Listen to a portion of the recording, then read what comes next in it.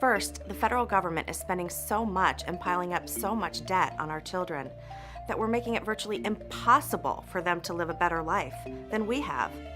This year, the federal government will spend about $3.8 trillion. Now, to most of us, those numbers are just too big to comprehend. But what I can comprehend is the change in the spending, because the government is spending 30% more this year than it did just 4 years ago.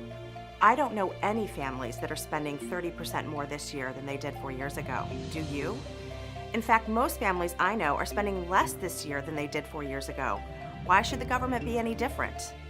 And where do they get that money to pay for all that spending? From you and me and our neighbors in the form of taxes. And what they don't collect from taxes, they borrow. And that's where we get to the second problem. The federal government is borrowing way too much money. When my family spends more than we earn, we have to find ways to cut spending. But the government doesn't think that way. Instead of cutting spending to match its resources, government just borrows money and sends the bill to future generations. In other words, to our children. Going back to World War II, the federal government's share of the national economy was about 1 out of every $5 spent.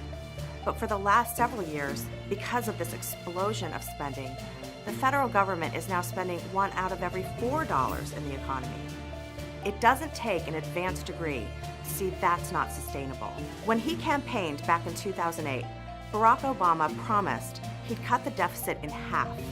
Instead, he's borrowed as much money in just 4 years as it took the last administration 8 years to borrow. And our national debt is so high, each of my children already owes almost $50,000. How will we ever leave our kids a better life when we are starting them off like that? Parents are supposed to make life easier for their children, not the other way around. I don't think we as a nation can afford another 4 years like the last 4.